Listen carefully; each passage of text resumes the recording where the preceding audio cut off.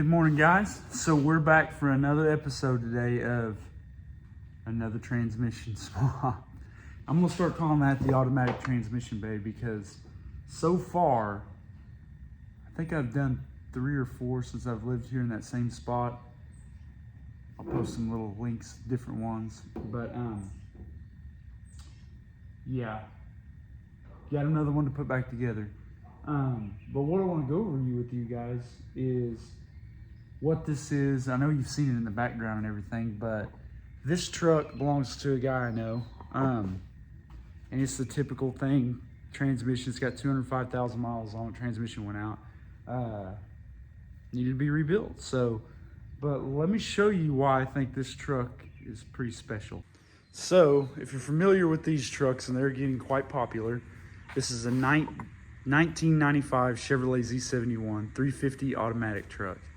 It is a half-ton, 6-lug.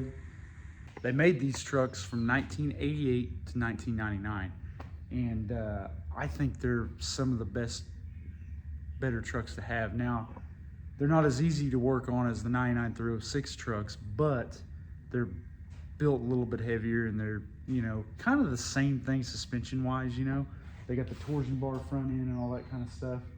But the ones that I prefer to stay with is the 88 through 95, because you still have the 350 engine with the throttle body injection on it. And this is like one of the easiest ones to work on. There's really not much to it. And it seems like to me, you know, most of our new aftermarket EFI kits are kind of based off this model and everything, because once, I believe the next year, maybe I would say probably late 95 and 96, they went to the Vortex style, which is more powerful, but they had that spider injection. They had problems with the distributor caps and all that. These right here are just, and I've had a few of these trucks. I had a 93 that I owned from 2005 till 2021. I don't know that I ever, aside from a tune-up, I never messed with that 350 hardly. I mean, it was a very, very good truck. They don't get the best mileage. You get about 14, 15 miles to the gallon. But, I mean, and they just don't, and I know some people will give me a hard time for this. They do not have the power of the LS engine. I don't care who you talk to. They just don't do what the LS motors do. But I'm not opposed to having one of these. And also, what's neat about this one, and I do like this a little bit better, that's why I like the 95, is because you get the new dashboard. Now, I haven't worked on any of these dashes and stuff, but I'm sure this one's probably a little bit more complicated to work on as opposed to the 88 through 95, the earlier dash or whatever. But I mean, this is a pretty good old truck. I like it. I like it. Yeah, this would have been the exact truck I would order brand new, but I would have got the long bed with the 4-wheel drive and everything. That way you could actually haul stuff with it and all that and be able to shut the tailgate. But I mean, yeah, this is a good truck, man. Whoever picked these tires, these 235 85 16s, if I get another 4-wheel drive like this, this will be the exact tall, skinny tire setup. This is awesome, because I know everybody does the 285 75 16s, but dude, this thing looks like it's ready to go down the riverbank and catch some catfish. Like, I love it. It looks like that's where it's already been. But yeah, this thing is rad, man. I love it. But man, just a good little single stage paint job and a good clean. This truck would straighten up. And check out this bed. They ain't done nothing with it. I mean, it's in really, really good shape. And one thing when I look at pickup trucks to buy or keep for myself is I look at the condition of the bed, and I'll go over the back bumper. This old truck really hasn't done anything, you know. So I think it's pretty good when the bed rails aren't beat up. It's just lightly been used. It needs a good cleaning. So, but let me show you what we're doing to it and what we got on the inside of it. Okay, so here's what we're working with. As you guys seen in my other videos that had Rick over in Skytook with R&R transmissions, he rebuilds all my automatics. He's been doing it for me for 20 years.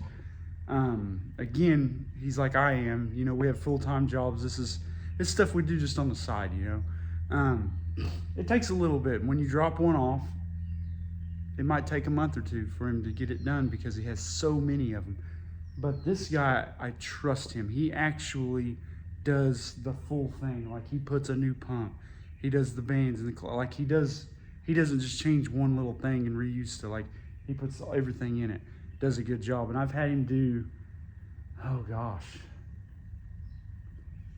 several automatic transmissions, and they work really good, especially his turbo 350s and 400 turbos. Like for racing stuff, they do good. So this is the tried and true. I know people talk crap about it, but this is the GM 4L60E. Now I know everybody complains, calls them the 4L Slippy and all that kind of stuff.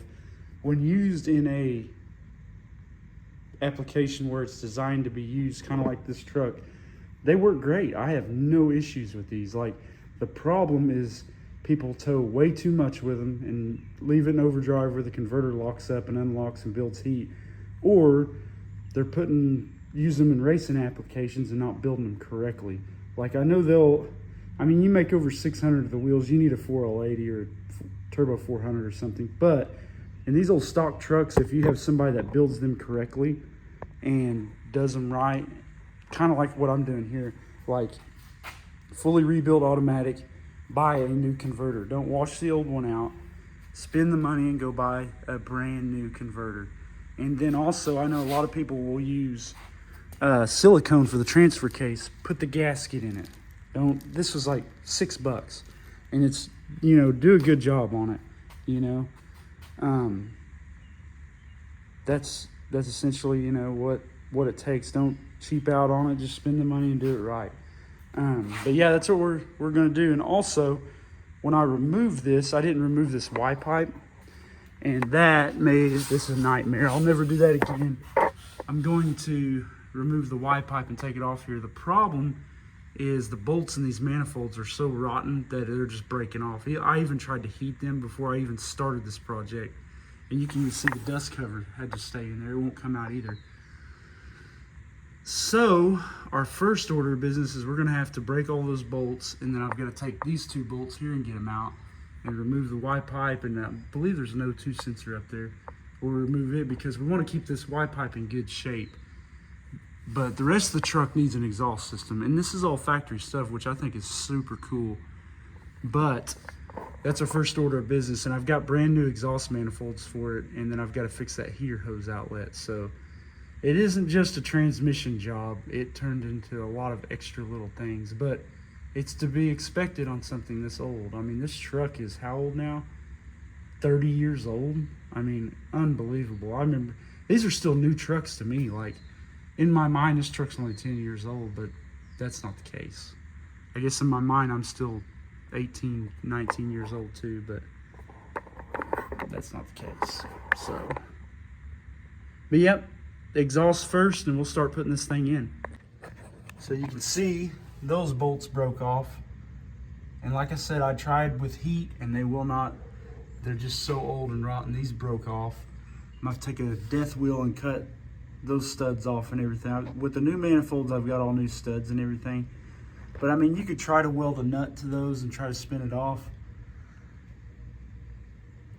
Sometimes it's easier just to change the manifolds out, which is what we're going to do. So, but we have to save this Y pipe because I haven't looked, but I don't know that you could rebuy it, and you got to leave the cats on these. I mean, if it ever decides to go to another state or something that has to have it, I mean, it's the right way to do it, to put the Y pipe back the way it should. So that's what we're going to do. But you see that the dust cover wouldn't come off because the flywheel's in the way, and the transmission really, it was a nightmare to take it out. I'll never leave I'll cut them off with a Sawzall next time. I'll never leave the Y pipe on when I do that again because it's not designed to come out that way. So yeah, so we're going to pop this thing off and start prepping this thing to put the transmission in.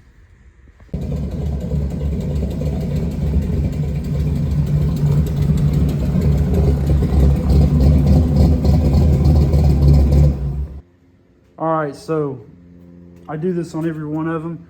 I've got a quart of transmission fluid in here. You don't want to put a dry torque converter in a new transmission. You want to, because that thing's got to pump and get fluid through the converter and all that stuff. So you got to do that. I took and always run a can of brake clean through the old lines, because your transmission lines, you'll see them right, those silver ones right there, they run all the way up here through the radiator, and then more than likely it's got a transmission cooler on it. They go through here, and the passes in the radiator go through, and that's what helps cool the transmission, and then it goes through an external cooler probably under there. But even if it doesn't have a cooler, it still goes to the radiator. Well, you have to flush all that out and everything. So what I do is it takes me about a can of good brake cleaner, and I use compressed air, and I put a hose on it and run it down to a bucket, and I'll blow that through there and make sure to completely evacuate those lines. I've let it set and I've blowed it through.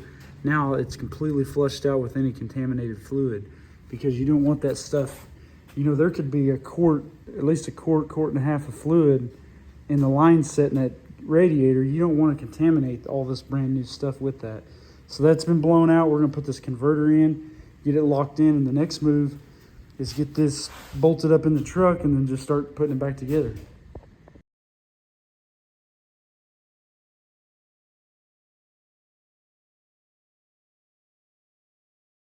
So, you're probably wondering why I haven't got it in here yet. Well, it's more than just putting a transmission in. I'll show you. These, you have all of your electrical connections. Well, I've taken the electronic cleaner and I've cleaned every one of these, because I would venture to say that this is probably the first time this has ever been out and that stuff's ever been cleaned. As I put these back on, I will be putting a little coat of dielectric grease on them, and that way it makes good contact, but it also is protected from moisture and like the elements in case they do go fishing or whatever. As you can see, there's mud all underneath this thing. It's probably going to get water around it and all that stuff, and I want that stuff to stay tight and clean and not messed up. What else have I done? I've got things laid up there. There's 3 different brackets up here. That stuff bolts to the bell housing as it goes on. So I will be putting every bit of that. It's kind of a pet peeve of mine. I want everything to go right back where it went. So I've got that stuff kind of laid in position as the transmission goes in. Another thing I've done is I've went through and I've cleaned and laid out all the bolts. So I want to put them right back where they go. Those little brackets I was showing you, once these are tightened up, those brackets will go on, and these nuts will go on there. And then our dipstick tube will go, it bolts to the bell housing as well. So all that stuff will be going right exactly back in the factory location. And so, yeah, we're almost there. There's the transfer case. The drive shafts have laid out and everything. They're exactly where they were when it came apart 2 months ago. And now, I think organization is the key to some of this stuff. But yeah, I think we're almost ready to slide that thing under there and try to get it bolted up to the engine.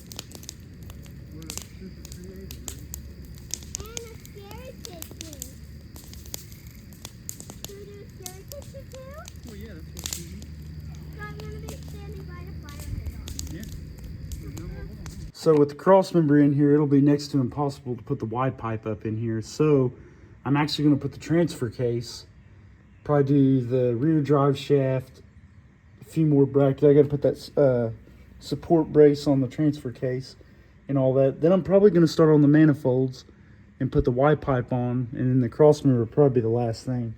I should have known that, you know, but I got to do the torque converter next. We're going to get that tightened up and put the dust cover back on. He's got a pretty good oil leak on this motor, which is pretty typical of a small block Chevy. So, all right, so the torque converter's in there. It's a shame to cover that nice, pretty new blue converter with a dust cover, but neat fact is on these four-wheel drives, they always have a aluminum dust cover, and you want that because of what these trucks go through as far as mud and water and all that kind of stuff. It's got these braces and stuff right here to add for some support. So make sure to put that back on if you're doing one of these. But I think next I'm going to hang the transfer case, because I'm going to use that gasket and some silicone. I want it to set up overnight before we hit it with some fluid. And then I think I'm going to tackle the manifolds. I might put the rear drive shaft in, but I'm going to tackle the manifolds and get that Y pipe put back on. And then by then, I should be able to put the starter back on and finish it up. I mean, there's not a whole lot left really, but this transfer case is kind of a booger. So, but I think that's my next move, is get that done. So here is the transfer case for this truck. The new process 2, I think it's 72 on this one. Yeah, 272. So I don't know the ratios or anything on that, but this is an automatic. You know, I have to think. No, this is actually a manual transfer case. Some of these had the push button, but yeah, this is the manual transfer case. So I had a brain fart there for a minute. I'm also going to put fresh fluid in this too, because I'm sure it has never been changed. So, yeah, and then the gasket I was telling you guys about. A lot of people will just take and silicone the two. That's, I don't like doing that. I only like doing that on like rear end caps and stuff. But there's a lot of pressure on the back of this, and that transmission fluid, when you fill the transmission, I think goes to this, and there's a seal that separates the two. So you want it sealed up. I don't want this person to be like, hey, I've got a leak, because I have to fix it. So I'm wanting to do it right the first time. And it's like $6 to get a gasket for it. So it's like, hell, the silicone costs more than the gasket does. So, yeah, I'm going to clean all this surface, and we're going to load this thing in the truck. So I got the flange clean. I've got Loctite. I got a little bit of Ultra Gray. And I've got the bolts cleaned up. And you can see they used some type of thread sealant on it before. The reason I like to do this and I take care with this part is because I had an 86 K5 one time, and the bolts backed out without four-wheeling, and the transfer case come completely undone. It dumped everything out. It made an absolute mess, broke a U-joint. I mean, it was a nightmare. Pulled the shifter loose. So now, that happened almost 20 years ago. It is like it's yesterday. It's haunted me. And that's what I thought about telling the story behind that, is what kind of got me into K5. See, back then I was so eat up with drag racing that all my money went. I had like a really good looking shit box Camaro, and that's all I wanted to do. So I got the K5 as a second vehicle. Actually, I got a Suzuki Samurai. My grandparents tried to, they're like, you can't daily drive your hot rod, and you gotta, they're wanting me to move out's what they wanted. But anyways, so I had saved up a little bit of money. They went and bought me a Suzuki Samurai with the money that my grandma was helping me save. And I didn't know it. Well, it turns out, not only did they get me a second vehicle, but I have to thank them, because they opened me up to one of my favorite things, is off-roading. Because I had no idea a Suzuki Samurai is actually your best off-road rig ever. Better than a Bronco, better than anything, you know. So yeah, that started my journey on four-wheel driving, so thanks guys. But anyways, so I put 31s on that Samurai and just destroyed it, you know, wheeling, but learned a lot. So then I traded it for an 86 K5 Blazer. This started my love for the full-size SUV, I guess you could say, four-wheel drive. So I traded the Suzuki Samurai for the Blazer. The Blazer had no engine in it. So I done the swap, brought the Blazer home. I needed a motor, and at the time I think I tore up something on that Camaro or whatever. Well, I'm so lucky I got to grow up. I may have grown up in a rough area, you know, Oakhurst, Oklahoma, but I lived on the best street, because I had I had a mechanic that ran a full-time business, and then I had a neighbor that worked for the junkyard, and he'd hauled and crushed cars, and he was a mechanic as well. Well, he had an 82 Chevy pickup, and I think he sold me the motor for like $300 or $500, and I had like $150 to my name, and I wanted to get this Blazer going. So Bill let me have the motor and use his shop to put the motor in and everything and get it going. And then I picked up some extra stuff, and I, you know, paid him as I had the money, which worked out great, man. I was very lucky to grow up around these really nice people that would help me, you know. So I got the Blazer going, put 33s on, this, that, and the other. Well, then as time went on, I had a lot of problems with that Blazer. And the problem is I was spending all my money on that Camaro going racing. And really, hindsight, I should have been spending money on that Blazer, because that Blazer was nice. But I kind of gashed the quarter panel on it, messed up the door, four-wheeling, drinking beer and stuff, being an idiot. And eventually, a buddy of mine had a 91 Trans Am, and I ended up trading that Blazer for that. But anyways, in the meantime, before that, what gets me to being meticulous about doing this is the transfer case fell off of it, because that thing probably had that 700 R4 rebuilt like 4 times in its lifetime before I got it. And it was just halfway done. It was missing bolts, this, that, and the other. So me and Heath, a friend I used to run around with, he helped me fix it, and we fixed it below the dam at Keystone and put it all back together enough for me to get it home. And then I just done a nut and bolt job on it and everything. And so got that fixed. But anyways, crazy story about that Blazer. It was like one of those cars, just, it wasn't meant to live, man. So anyways, going back to that Trans Am, a buddy of mine had that Trans Am and it needed a little bit of work, and he wanted that Blazer. So I was done with it. So we traded. I traded the Blazer for the Trans Am, and I was driving the Trans Am for a while, and I found out I had a Camaro and a Trans Am, no pickup truck, no SUV, no way to pull stuff. I learned then that if you're into this kind of stuff, you got to have some type of pickup truck. You can't just have 2 sports cars to do stuff. So anyways, try to make a short story long, that Blazer, and this ended up getting me on the path to my most favorite vehicle I probably ever had, was a 1990 full-size Ford Bronco. If I could go back of all the cars I've had, I don't even know how many cars I've had, that's the one. I want another one just like it. But anyways, so we traded, and so one day we were out there behind Chandler and we were four-wheeling, and David, a guy which later I would have traded that Trans Am for that Bronco, we were out there, and Will had the 86 K5 that I used to own. So we were back there four-wheeling late night, you know, drinking some beers and stuff. Well, Will had got the Blazer off in a mud hole and blew the bottom radiator hose off of it and overheated the crap out of it. So if you're familiar with that area, that used to be, if you had something break down back there, there's somebody that's going around stripping stuff. And we found out the hard way about that. So what happened is we pulled the Blazer out of the mud hole with the Bronco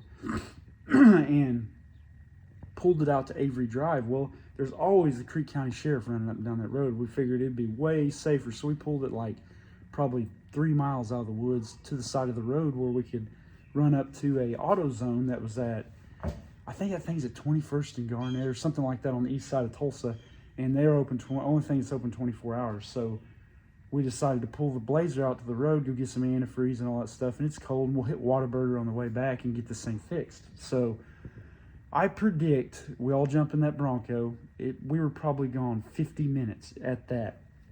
So we get back, we roll up on this Blazer. This thing's sitting on blocks, missing the wheels and tires, the grill, the stereo, the carburetor, the distributor, the headers were undone. They cut the mufflers off of it because it had the Flowmasters that were dumped down. They cut that stuff off, took all of his tools out of it. All this happened on a road that probably has a sheriff going down it every 45 minutes. They were that fast, and I think something spooked them because they were taking, I think the intake manifold was missing too. I can't remember, but yeah, they were taking the headers off of it. I mean, there was all kinds of stuff. I think they were even going to take the steering column out of it. Like, they were stripped. This is on the side of the road. There's probably a car driving on that road every 35 seconds, you know? So I think it's the same group of people that's always been stealing stuff back there. But anyways, it made for a long night. So we get back and we tow rope, because at that time I lived like 4 miles from that area at my grandparents' house. So we pulled it back with the collaboration of me and like 5 of my friends, Adam, David, the guy with the Bronco. I think my neighbor hooked me up with some stuff. I spent the next like 3 days on that Blazer, and this is my buddy's truck, it ain't mine anymore. All used parts from all my friends, and we got that thing back up and running so he could drive it. I even found a grill. I think the same guy that fronted me the motor for the Blazer, Bill, he had a grill that down in that shop. So like, I mean, it took all Will's money, and I mean, most of that stuff my friends gave to us, but like, there's a few things he had to buy. But we had that thing back up and running in a couple days. So I mean, but I think he ended up selling that thing, and then down the road I traded David that 91 Trans Am for that Bronco.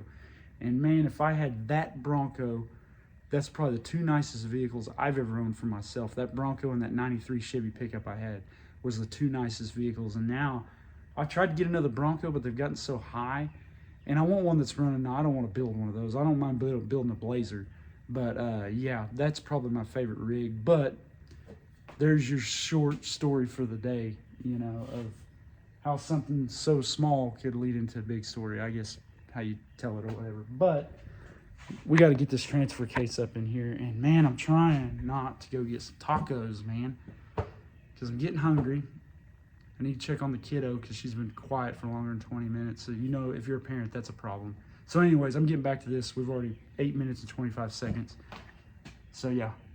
All right. So our next thing is we've been blessed with this bad boy having greasable U joints that I'm pretty sure are not stock. So, and I guarantee these ain't had no grease in them in 20 years.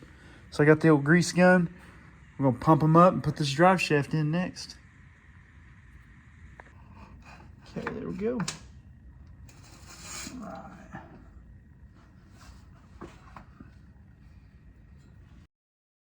So now, the drive shaft transmission transfer case. The only thing we need under there is the front drive shaft, the cross member, and the Y pipe for the exhaust.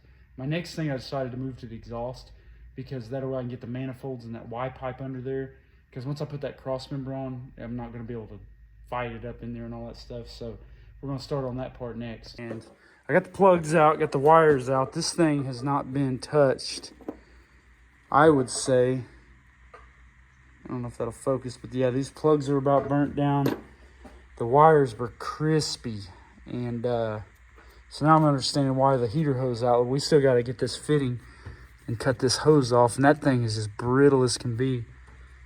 And so yeah, I don't know if he's at very least I got to change the manifolds and change that fitting and everything and try to get that fixed. He's gonna have to tune it up at some point. That's probably why this thing's getting pretty terrible mileage. I'm sure that serpentine belt is pretty bad.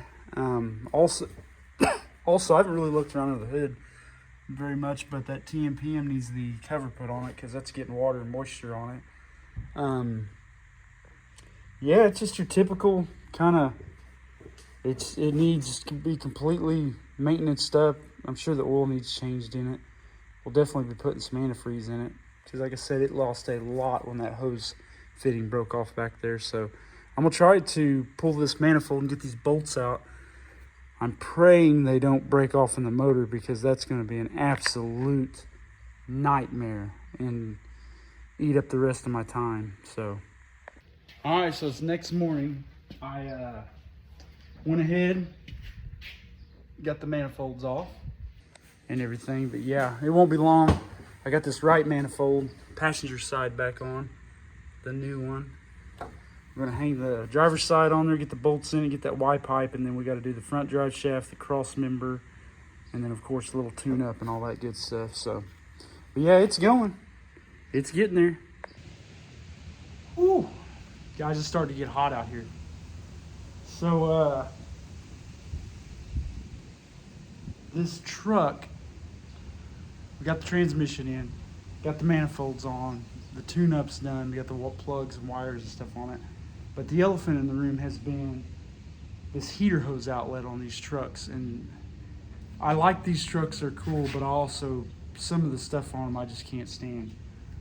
Case in point, this heater hose connection that goes to the back of the intake manifold. Instead of having like a barbed fitting for a hose to slip on, a clamp goes on, they put this quick disconnect. This will be the number 3 in the last 20 years of these trucks I've done, and I usually remove this and put a regular fitting and put a standard hose on it. Easy peasy. Well, let me show you what has happened. So you can see down there I removed the map sensor. That whole aluminum piece is broken off in the intake manifold. So it comes up here, it ran through a spot right there and then went to the heater hose outlet. So we have to figure out how to get that out of there, because used to it was a whole piece that you could put the socket on and just screw it out and use a little bit of heat. However, and you know aluminum, and well, I'm pretty sure it's an aluminum intake, but yeah, this is like the most horrible thing that could have happened in this whole project. And yeah.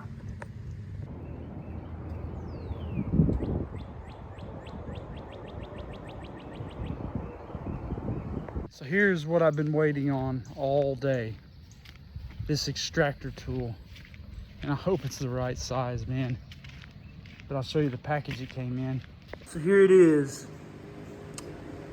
The heater hose coupler remover. I guarantee whoever came up with that quick disconnect also came up with this too, because they knew it was gonna happen. All right, so here's the first look. I'm gonna try to get this to go down in there, which is trying. Can't really see that well, but this thing with these lights, you never can. So I'm gonna tap that down in there. That's gonna go in and swedge itself in there, and then when you back it off, it's gonna just twist that out, is the idea. Oh, this is the kind of stuff that makes you just want to scream. I'll show you. Tool we ordered that I had to wait all day for. I've basically, it just chewed that thing out of there. But the problem that I think, come on phone, focus. The issue is I think somebody has JB welded that thing or something, because now I have to get the pieces that are stuck in the threads where it should go, where this fitting here should go into. I mean, literally, that's all that's left. That thing should be able to screw in there, but what's left of that coupler is stuck in those threads. I don't know. Like, I don't have a tap to tap it out that big, and we may have to helicoil it. This thing is literally 15 minutes away from running and driving, and this right here is what's keeping us from doing it. Like, can you believe that? All right, so it's 2 o'clock next day, and I was swearing up and down this is a 5/8 thread hole. And I was thinking, the way I was looking at it, it was like comparing it to like gas piping and stuff you would on stuff that's not automotive. And so I ordered a 5/8 tap. Well, something told me, I was like, man, I wonder if Steve's wholesale tool is still open. And since we were going to Tulsa, I was like, I'll just take this fitting and run over there. Well, turns out this is a 1/2 inch 14 NPT. So I got mixed up. So I've been waiting around today for Amazon to bring the tap that I ordered, but turns out I had the wrong one. But Steve's Wholesale Tool Supply on 55 and Mingo had me fixed up in about 8 minutes. So fingers crossed that we can tap this hole out and try to get this done. So if not, this is going to be probably removing the intake manifold and changing it. So I hate, hopefully it works. All right, to give you a better idea of what I am doing, if the phone will focus. So all this main wiring harness is right in the way. You're supposed to have a tool that goes over where you can center it and hold it. I'm just going to use this wrench and just kind of get in there and go nice and slow and let it just kind of work its way down through those threads. But I think in effort of how serious this is, I'm going to put the phone down and try to get this tapped out. I'll check in with you guys in a minute. Also, so I ran the tap through. I just don't think this phone's going to focus. There we go. Threads look a little rough. However, all it needs to do is hold and go in there and thread in tight, and it should work.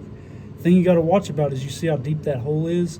That tap is actually longer than that hole is deep. So if you bottom it out, it'll actually rip those threads out, what threads you have left. So real quick, we're just going to do a try, and before this wouldn't even thread in there. So let's see if this will go. Just bear with me, guys. All right, we've made it to the first part. I don't know if you can see or not. My fat hand's in the way. We got that much started in there, so I'm going to try to run it down without any thread tape on it and just see how good it feels. And if it works, we're going to send it. So if you can see that I've been a little bit on edge about this, is because this is kind of a serious deal. This one little fitting, you know, and a poorly engineered deal that GM did in the 90s. Should have had one of these all along. And I know they say that there should be a restrictor in it or something. This will be the third truck I've done this to, and I've had no overheating issues with it. So I don't know why they'd want to restrict flow through the heater core, you know, unless they just want to slow it down to transfer heat better or something like that. But anyways, so I'm going to give this, how serious this is to have to tear the top off this motor over something so stupid as a fitting. I'm going to give it the butt pucker factor of about a 7.5. And what I mean like that is when something happens and you know, this is kind of serious, man. And this is in this can tell us whether it's going to be, will I have this fixed in the next 10 minutes, or is it going to be next week? I'm going to have to pull the intake off and find another intake manifold and all that stuff, because let's just hope it works. All right, so if you guys can see, the fitting is in. I got to put the map sensor back on and plug that plug back in. But yeah, that's how I fixed it. Is we got a standard fitting on this heater hose outlet now. Got a good hose, good clamps. So yeah, let's bolt that map sensor back on. I'm gonna hook the battery charger up to it, and we're gonna start putting transmission fluid in it and see if this thing will run. All right, guys. So as you can hear, it's running. So far, our heater hose fix is working. I've got the transmission full of fluid. It's going forward. It's going backwards. I ran it on the stands, going through the gears. Seemed like everything's fine. But we're gonna go for our first drive here in just a minute. All right, good morning, guys. So as you can see, it's outside. That first drive went pretty good. I'm gonna check all the fluids. I'm gonna change the engine oil, and I'm gonna put the skid plate back on for the transfer case after I confirm the transfer case is working and everything. I've kind of started cleaning up some of my tools and everything. So first thing, I'm gonna fire this thing up and let it run, and then do the oil change. So yeah, I've got to put the air cleaner back on. I just wanted to make sure everything was functioning since we had unplugged that map sensor, and I checked to make sure it's still charging even though the gauge is showing it. I retightened up the manifolds. Trying to think of what else. I made mention that he needs to get the cover for that fuse panel, because if that gets water down in it, you guys can guess what's going to happen with it. But yeah, let's pull it in the garage and fire it up and get this oil changed. Okay. This thing's bringing back some memories for me. I had a 93 which had the different dash, but the truck's still essentially the same. And it does have the whole back of the muffler blown off, so he's going to have to take this thing to the muffler shop. I am going to roll that window down to get some air up and down. But yeah, 205, 904 is what the odometer says. I do like this dashboard a whole lot better. It just got a good feel to it.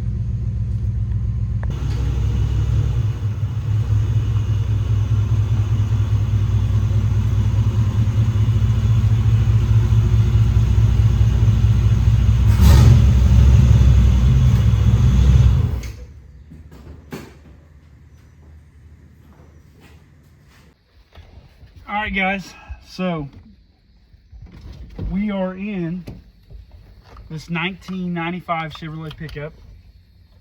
Keys on. Fires up. All the fluids I've changed aside from the differentials. We don't have any engine lights on. We have an anti-lock brake system, the ABS lights on. Kind of normal for these things. So we're going to drop it down in reverse. We're going to go on about a little 20-mile drive. And I see he has a pipe pass, so we may use it just to get some highway mileage going.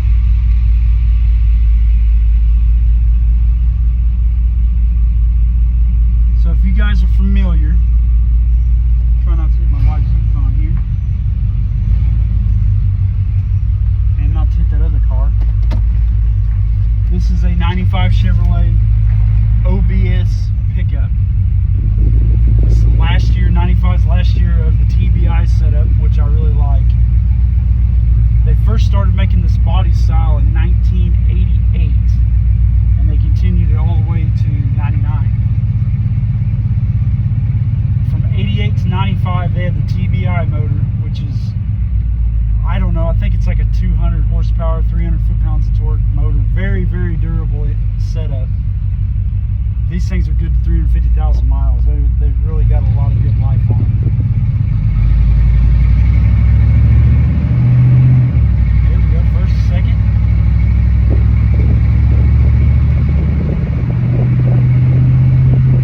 Second, third. Man, I'll keep it fast enough. They ran this truck through 1995 with the TBI, then they started on the Vortec models, which had like the different kind of spider injection. They had the distributor cap that I think it would crack and do some different things, but that motor was way more powerful. I think it had a roller cam,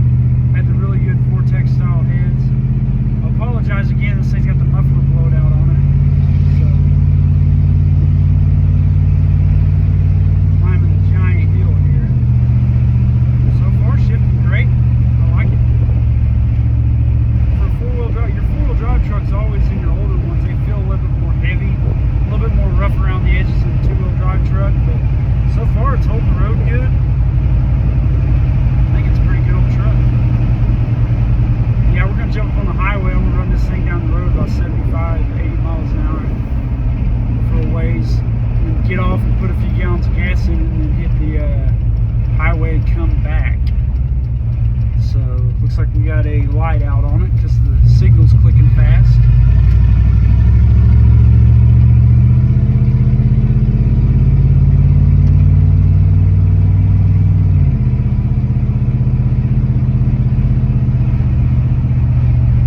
But yeah, now this truck is at a point where a normal person can take it, you know, go to the muffler shop, have a muffler put on it, you know, take it Saturday evening, fix some lights on it, maybe loosen that bumper up and pull it back, and then maybe start contemplating about how to get a little bit of paint on this roof and that hood.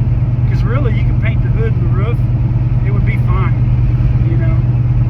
But now this thing's ready to go below the dam, go fishing. I mean, it's back to being a functional truck. So let's check back in a few minutes, and we're gonna put about 20 miles on it and test it, get out, check some fluids, and go from there.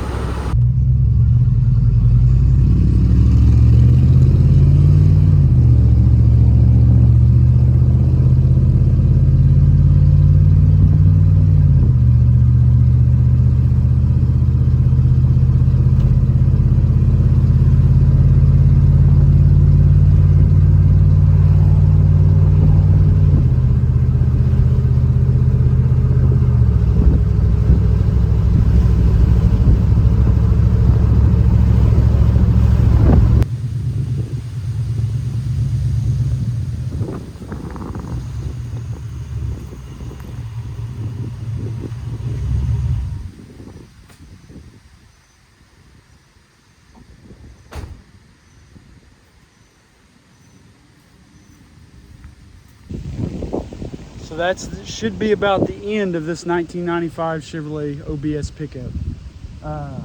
We did the transmission rebuild on it. R&R Racing and Sky took. Rick Hazelton did an absolute really good job. This is probably one of the best rebuilt 4L60s I've ever driven. Shifting, the converter's locking up. I think Oklahoma Transmission Supply downtown for getting me the converter. I'm gonna apologize for that wind, guys. But they got me a brand new converter for it. We had to try to save the exhaust. I had to change the exhaust manifolds on it. I just kind of went through this truck and like fixed it like kind of like it was my own. It needed a tune-up. I suspicion this thing had the original tune-up on it. So yeah, I even washed the truck off because I couldn't hardly see out the windows, you know. But yeah, kind of brings back some memories. I had one of these things for 15 years and I got rid of it a few years ago. But it's nice to kind of go back in time a little bit. But, yeah, I think that's going to be it with this truck. If you guys hit that like, hit that subscribe, and we got some more stuff we got to do. So, but yeah, hopefully they get to go fishing and do all the fun stuff they had in line for this truck and everything. And yeah, have a good one, guys.